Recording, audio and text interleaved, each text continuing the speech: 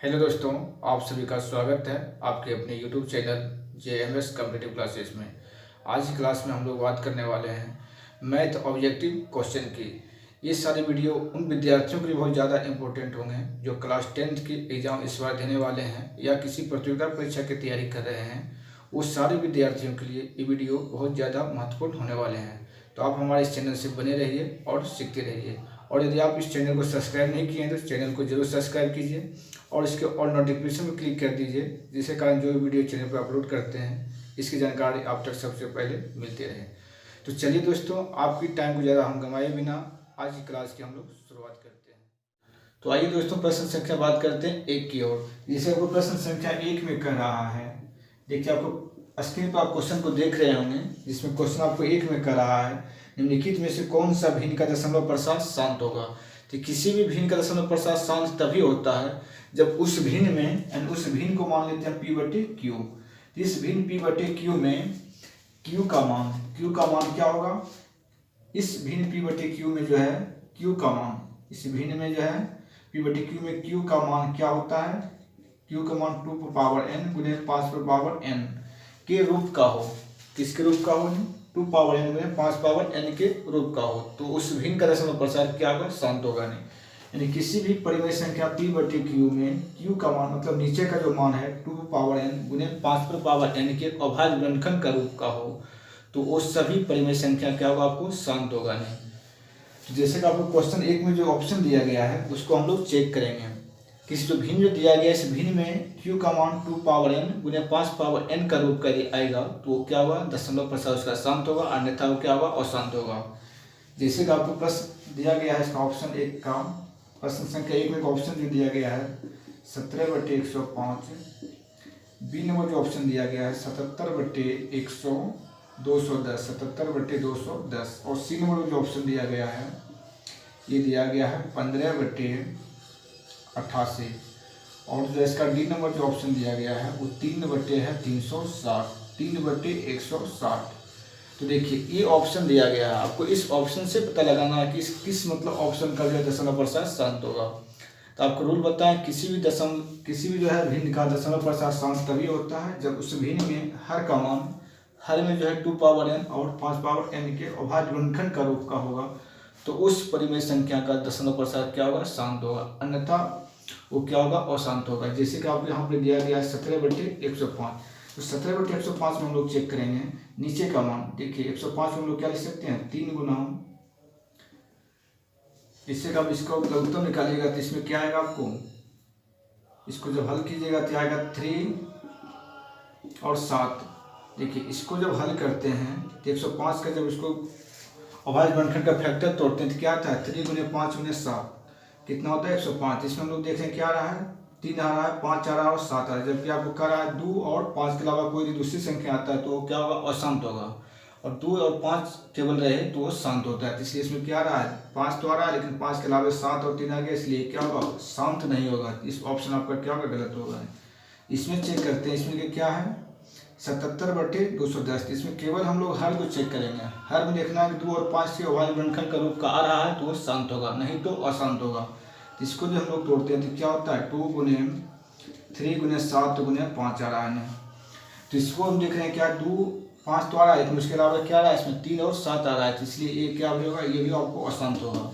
ये भी क्या होगा? आपका ऑप्शन ये गलत होगा नहीं। सी नंबर हम लोग चेक करेंगे तो सी देखिए हम चेक करें तो क्या था? इसका 88 जब अभाज्य गुणनखंड तोड़ते तो 2 गुना 11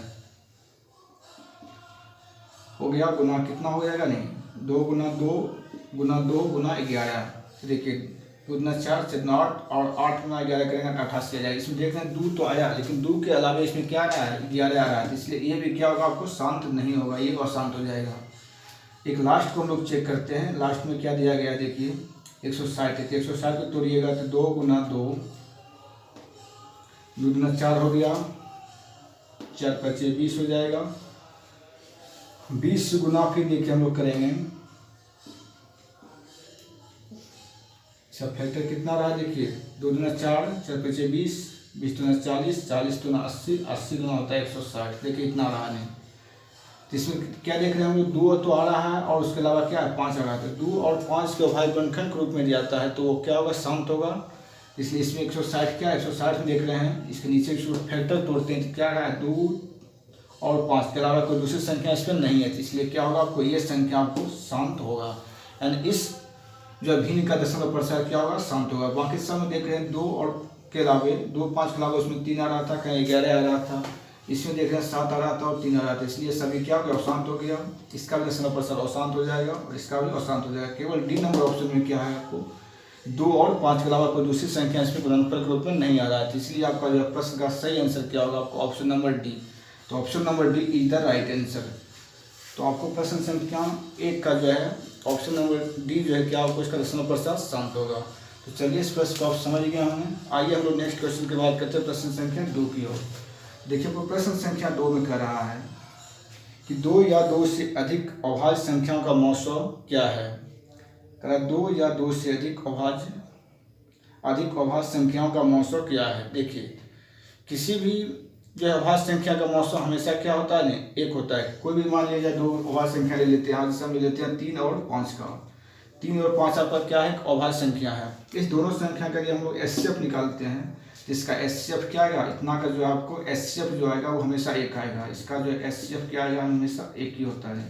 यानी किसी भी 2 या 2 से अधिक अभाज्य संख्या का जब आपको एचसीएफ निकालने कहेगा तो उसका एचसीएफ हमेशा क्या आएगा, नहीं इसका एचसीएफ जो हमेशा 1 आएगा। नहीं किसी भी 2 या 2 से अधिक अभाज्य संख्याओं का एचसीएफ हमेशा 1 ही होता है।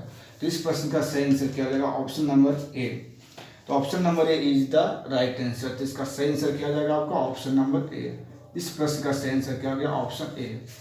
तो चलिए इस प्रश्न को आप समझ गया। आइए हम फिर बात करते हैं इसके नेक्स्ट क्वेश्चन। नेक्स्ट क्वेश्चन कर रहा आपको कि 2 लगातार विषम संख्याओं का मौसो क्या है। तो किसी भी जो है 2 लगातार जो है विषम संख्या का मौसो निकालने कहेगा तो 2 लगातार विषम संख्या का मौसो हमेशा क्या होता है, 1 ही होता है। जिससे हम लोग यहाँ पे मान लेते हैं प्रश्न संख्या 3 के कोई एग्जाम्पल, जैसे कोई भी ले लेते हैं 2 सम संख्या, लगातार 2 सम संख्या क्या हो गया, 3 हो गया, या तो 5 हो गया, या तो कोई दूसरा भी आप ले सकते हैं। जैसे विषम संख्या क्या, 1 भी हो गया और आपको हो गया 3 हो गया। नहीं 1 और 3 क्या एचसीएफ निकालिएगा, इतना का क्या निकालिएगा एचसीएफ, इसका भी एचसीएफ क्या आएगा, आपको 1 ही आएगा। किसी भी 2 लगातार विषम संख्या का एचसीएफ हमेशा क्या होता है, 1 होता है।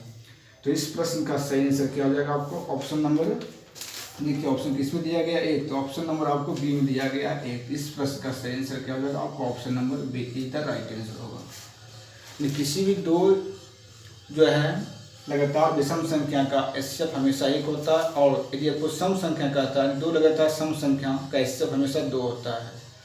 तो सम संख्या का एचसीएफ पूछे तो हमेशा 1 होगा। कोई भी जो है लगातार 2 सम संख्या का एचसीएफ हमेशा 1 होता है, और कोई भी 2 लगातार विषम सम संख्या पूछे तो उसका एचसीएफ हमेशा 2 होता है। तो सम संख्या का एचसीएफ 2 होता है और विषम संख्या का एचसीएफ 1 होता है, और कोई भी 2 या 2 से अधिक अभाज्य संख्या का भी एचसीएफ हमेशा 1 ही होता है। तो इस प्रश्न का भी सही आंसर क्या देगा, option number B is the right answer होगा। तो आइए नेक्स्ट क्वेश्चन बात करते हैं प्रश्न संख्या 4 की ओर। देखिए आपको प्रश्न संख्या 4 में कह रहा है कि 6, 8 और 12 का एलसीएम और एचसीएफ का अनुपात क्या है। देखिए संख्या में दिया गया है 6, 8 और 22, इसका क्या निकालना है, एलसीएम। तो देखिए 8, 6 और 22 का एलसीएम क्या होगा, तो 8, 6 और 22 का आप एलसीएम निकालेंगे तो इसका एलसीएम कितना होता है, 264 होता है। इसका एलसीएम कितना होता है, 264।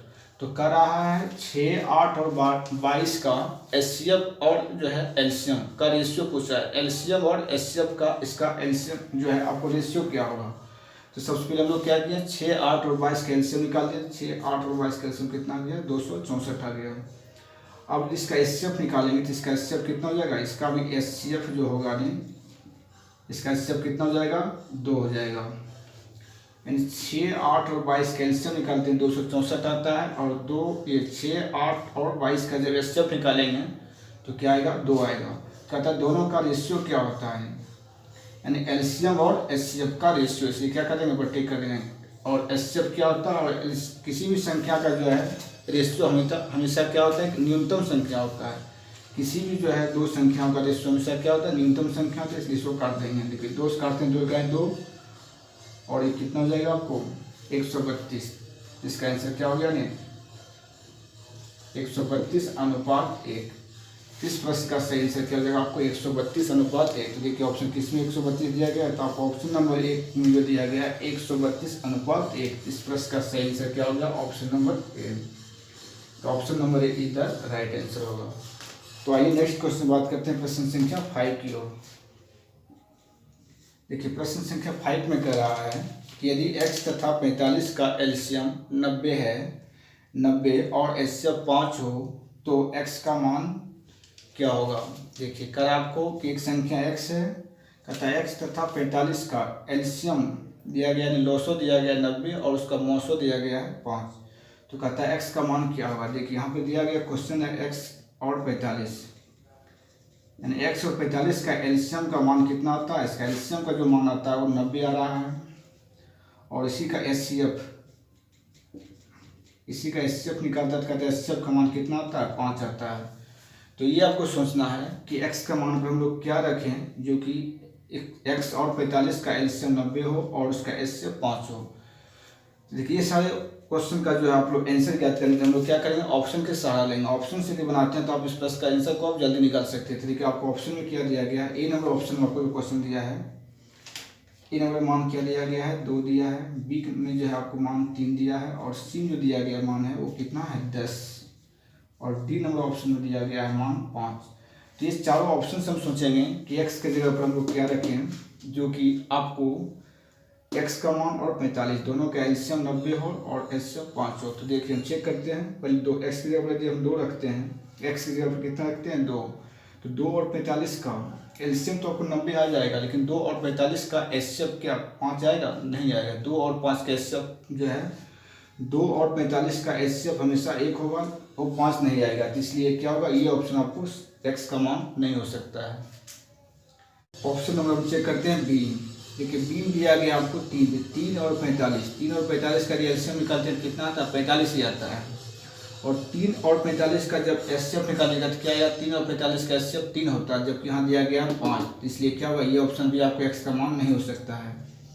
आइए सी नंबर हम ऑप्शन चेक करते हैं। सी नंबर में x का मान हम लोग 10 लेते हैं, तो 10 और 45 का एलसीएम तो 90 आएगा और 10 और 45 का आप एचसीएफ निकालिएगा तो 5 आ जाएगा, तो 10 और 45 का एचसीएफ 5 और उसका एलसीएम 90 होता है, इसलिए ये प्रश्न का आंसर क्या हो सकता है x का मान जो है 10 यदि लेते हैं तो उसका एलसीएम 90 होता है और 10 और 45 का एचसीएफ भी 5 होता है, तो इसलिए इस प्रश्न का सही आंसर क्या होगा option number C is the right answer होगा।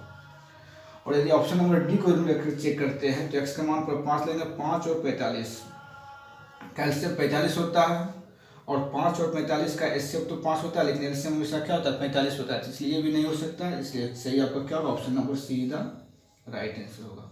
आइए नेक्स्ट क्वेश्चन बात प्रश्न संख्या 6 में कर रहा है यूक्लिड विभाजन एल्गोरिदम दो धनात्मक पूर्णांकों के निम्न में से किसे परिकलित करने की तकनीक है। तो देखिए प्रश्न संख्या 6 में जो क्वेश्चन कर रहा है यूक्लिड विभाजन एल्गोरिदम को प्रयोग करके हम लोग क्या चीज ज्ञात करते हैं। यूक्लिड विभाजन एल्गोरिदम में जो सूत्र कहता है आपको a बराबर बी क्यू जोड़ आर। यूक्लिड जो है विभाजन एल्गोरिदम में जो सूत्र आपको दिया गया है a बराबर बी क्यू जोड़ आर। इस सूत्र के सहायता से हम लोग क्या करते हैं, इस सूत्र के सहायता से हम किसी भी जो संख्या के एचसीएफ को ज्ञात करते हैं। यूक्लिड विभाजन एल्गोरिदम में हम लोग किसी भी 2 या 2 से अधिक संख्याओं क्या निकालते हैं हम लोग एचसीएफ ज्ञात करते हैं। तो इसलिए कहता है कि यूक्लिड विभाजन एल्गोरिदम से दो धनात्मक पूर्णांकों के निम्न में से किसे परिकलित करने की तकनीक है। यूक्लिड विभाजन की जो है हम लोग प्रयोग से किसी संख्या में हम लोग एचसीएफ निकालने का क्या तकनीक है, इसलिए इस प्रश्न का सही आंसर क्या होगा आपको ऑप्शन नंबर आपको बी। इस प्रश्न का सही आंसर क्या होगा option number B is the right answer. यानी जो किसी भी जो है यूक्लिड विभाजन एल्गोरिदम का प्रयोग करके जो हम लोग हमेशा किसी भी जो 2 या 2 से अधिक संख्याओं का हम लोग मौसो ज्ञात करते हैं, इसलिए कहता है यूक्लिड विभाजन एल्गोरिदम का प्रयोग करके हम लोग जो है क्या ज्ञात करते हैं तो मौसो ज्ञात करते हैं। तो इस प्रश्न का सही आंसर क्या हो गया ऑप्शन नंबर बी हो जाएगा। आइए नेक्स्ट क्वेश्चन बात करते हैं प्रश्न संख्या 7 की ओर। तो देखिए प्रश्न संख्या 7 में कर रहा है 6x पावर 4y तथा 12xy का महत्तम समवर्तक क्या है। यानी 6 यहाँ दिया गया आपको 6x पावर 4y और जो है 12xy क्या क्या निकालना इसका कहता है एचसीएफ, कहता है इसका एचसीएफ क्या होगा नहीं। तो देखिए किसी भी जो है व्यंजक का जब आपको एचसीएफ निकालना हो या तो एलसीएम निकालना हो, तो एचसीएफ जो है किसी व्यंजक का एचसीएफ हमेशा जो है दोनों संख्याओं में से जो संख्या कॉमन होगा, यानी सबसे छोटा जो न्यूनतम संख्या जो कॉमन होता है वही उसका एचसीएफ होता है। और किसी भी व्यंजक में जो है जो कॉमन संख्या सबसे बड़ा होता है वो उसका एलसीएम होता है, और जो कॉमन संख्या जो होता है उसका न्यूनतम कॉमन संख्या हमेशा एचसीएफ होता है। तो देखेंगे इसमें मतलब कॉमन क्या हो रहा है, छोटा न्यूनतम संख्या हमेशा इसका एचसीएफ होता है। तो इसमें देखिए 6 है और 12 है, तो 6 और 12 में कॉमन क्या होगा, तो 6 और 12 में कॉमन आपको 6 होगा, और x पावर 4 है और यहाँ क्या x है, इसमें दोनों में क्या कॉमन x में कॉमन क्या हो सकता है, तो x हो जाएगा, क्या x निकाल लेंगे। और y, हाँ y एक y और एक y, तो इसमें क्या कॉमन हो जाएगा, y हो जाएगा। यानी ये और ये संख्या में कॉमन आपको क्या होगा 6xy, तो जो संख्या कॉमन होता है वही कॉमन संख्या क्या उसका होता है, एचसीएफ होता है। इसका एचसीएफ कितना हो जाएगा आपको 6xy। तो इस प्रश्न में ऑप्शन किसमें दिया गया 6xy, तो इस प्रश्न के ऑप्शन आपको में जो दिया गया है ऑप्शन नंबर डी में क्या दिया गया है 6xy। इस प्रश्न का सही आंसर क्या हो गया, ऑप्शन नंबर डी। तो option number D is the right answer होगा। आइए नेक्स्ट क्वेश्चन बात करते हैं प्रश्न संख्या 8 की ओर। देखिए प्रश्न संख्या आपको 8 में कर रहा है कि कौन सा युग्म सअभाज्य है, कौन सा युग कहता है सअभाज्य है। देखिए कोई भी दो संख्या सअभाज्य तभी कहलाती है जिस दो संख्याओं का मौसो यानी एचसीएफ 1 हो, जिस दो संख्याओं का मौसो 1 हो उसी को हम लोग क्या बोलते हैं, सहभाज्य संख्या। तो इस ऑप्शन में हम लोग चेक करेंगे किसमें जो दिया गया ऑप्शन है इसमें किस ऑप्शन में जो सहभाज्य संख्या दिया गया है। तो देखिए इसका ऑप्शन नंबर दिया गया ए में क्या लिखा है 15 और 20, और बी नंबर जो ऑप्शन दिया गया है उसमें लिखा है 9 और 16, और सी नंबर जो ऑप्शन दिया गया है उसमें लिखा हुआ है 13 और 52, और डी नंबर जो ऑप्शन दिया गया है इसमें क्या लिखा गया है 21 और 84। ये सारे ऑप्शन से हम लोग चेक करेंगे कि इसमें किस ऑप्शन में जो सहभाज्य संख्या दिया गया है। हम लोग जानते हैं कि सहभाज्य संख्या उस संख्या को कहते हैं जिसका महत्तम समवर्तक हमेशा 1 हो। तो देखिए हम लोग 15 और 20 का एचसीएफ निकालते हैं तो 1 नहीं आता, 15-20 का एचसीएफ कितना आता है 5 आता है, तो ये आपका सहभाज्य संख्या नहीं है। आइए देखते हैं ऑप्शन नंबर बी। तो ऑप्शन नंबर बी में देखिए है 9 और 16 है, 9 और 16 दिया गया है यानी 9 और 16 दिया है। तो 9 और 16 का हम लोग एचसीएफ निकालते हैं तो इसका एचसीएफ का मान कितना होता है 1 होता है, यानी इसका एचसीएफ का मान कितना रहा है 1 आ रहा है, इसलिए सहभाज्य संख्या है, ये बिल्कुल सहभाज्य संख्या है। तो इसका आंसर क्या होगा, ऑप्शन नंबर बी होगा। और यदि हम इसको चेक करते हैं तो 13 और 52 का एचसीएफ कितना होता है 13 होता है, इसलिए सहभाज्य संख्या नहीं होगा। फिर एक 21 और 84 का एचसीएफ निकालते हैं तो इसका एचसीएफ कितना होगा 21 होता है, जो कि 1 नहीं आ रहा है, तो इसलिए ये भी सहभाज्य संख्या नहीं है। इस सहभाज्य संख्या हमेशा वो संख्या होगा जिसका महत्तम समवर्तक 1 होगा। तो ये ऑप्शन ए सी और डी का महत्तम जो है आपको 1 नहीं आ रहा है, तो इसलिए 1 नंबर और सी नंबर और डी नंबर आपको क्या है सहभाज्य संख्या नहीं, केवल ऑप्शन नंबर बी में क्या आ रहा है एचसीएफ का मान 1 आ रहा है। 9 और 16 का एचसीएफ 1 होता है, इसलिए आपको option number B is the क्या होगा राइट आंसर होगा। ऑप्शन नंबर बी क्या आपको सहभाज्य संख्या है। इस प्रश्न का सही आंसर क्या हो गया, ऑप्शन नंबर बी हो गया। आइए क्वेश्चन बात करते हैं 9th की ओर। देखिए प्रश्न संख्या 9th में कर रहा है कि 1440 में 2 का अधिकतम घात क्या है। तो देखिए हम संख्या दिया गया क्या दिया है 1440। इस 1440 में हम लोग चेक करेंगे कि 2 का जो है अधिकतम घात क्या है। तो सबसे पहले हम लोग क्या करेंगे, इस 1440 को हम लोग सबसे पहले लघुत्तम निकालेंगे। इससे क्या निकालेंगे एचसीएफ, फिर इसका फैक्टर तोड़ेंगे। तो देखिए इसका फैक्टर तोड़िएगा 2 से कितना हो जाएगा ये 720 हो जाएगा, फिर 2 लगाइएगा तो हो जाएगा कितना 360 हो जाएगा, फिर 2 लगाइएगा तो हो जाएगा 180, फिर 2 लगाइएगा तो हो जाएगा 90, फिर 2 लगाइएगा तो 45, अब लग जाएगा कितना से 3 से हो जाएगा 15-45, फिर लगाइएगा 3 से हो जाएगा 5। यानी इसका क्या कि 1440 को हम लोग फैक्टर तोड़ दिए। फैक्टर तोड़ने वाले इसमें क्या देख रहे हैं कि 2 कितने बार आया, तो 2 देख रहे हैं इसमें 5 बार आया है, और 3 कितने बार आया, तो 3 आपको 2 बार आया, और 5 कितने बार आया, तो 5 केवल 1 बार आया है। तो करा इसमें क्वेश्चन में कि 1440 में 2 का अधिकतम घात क्या है। तो 2 का अधिकतम घात देख रहे हैं क्या है, 2 का पावर यहाँ पे क्या दिया गया, 2 का पावर यहाँ पे दिया गया है 5, तो इसलिए इसका आंसर क्या होगा आपको 5 हो जाएगा। 2 का अधिकतम घात कितना होगा इसमें 5। तो देखिए 5 किस ऑप्शन में दिया गया, ऑप्शन नंबर डी में दिया गया। तो इस प्रश्न का सही आंसर क्या हो गया, ऑप्शन नंबर डी। तो ऑप्शन नंबर डी इसका क्या होगा, एक सही आंसर होगा। तो आइए नेक्स्ट क्वेश्चन बात करते हैं प्रश्न संख्या 10। आइए हम लोग बात करते हैं प्रश्न संख्या 10 की ओर। देखिए आपको प्रश्न 10 में कह रहा है कि यदि दो संख्याओं का लॉसो और मोसो समान हो तो वे संख्या क्या होगी। 10 नंबर क्वेश्चन में कह रहा है आपको कि दो संख्याओं का लॉसो और मोसो यदि समान है तो वो दो संख्या क्या होगा। तो देखिए इसके बारे में हम पहले जानते हैं कि किसी भी दो संख्याओं का लॉसो और मोसो समान उस संख्या की होती है जो दोनों संख्या क्या हो आपस में समान हो। यानी किसी भी दो संख्या जो आपस में समान है तो उसका एलसीएम और एचसीएफ हमेशा समान ही होगा। जैसे कि यहाँ पे हम लोग मान लेते हैं दो संख्या सेम संख्या ले लिए 2 और 2। देखिए दोनों संख्या क्या है, सेम संख्या है। 2 और 2 क्या है, दोनों समान संख्या है। इसका एलसीएम निकालते हैं तो इसका एलसीएम भी 2 आएगा और इसका एचसीएफ निकालते हैं तो इसका एचसीएफ भी 2 आएगा। इसका एलसीएम हम लोग निकालते हैं तो कितना आएगा, 2 ही आएगा। और इसका एचसीएफ भी निकालते हैं तो कितना आएगा, 2 ही आएगा।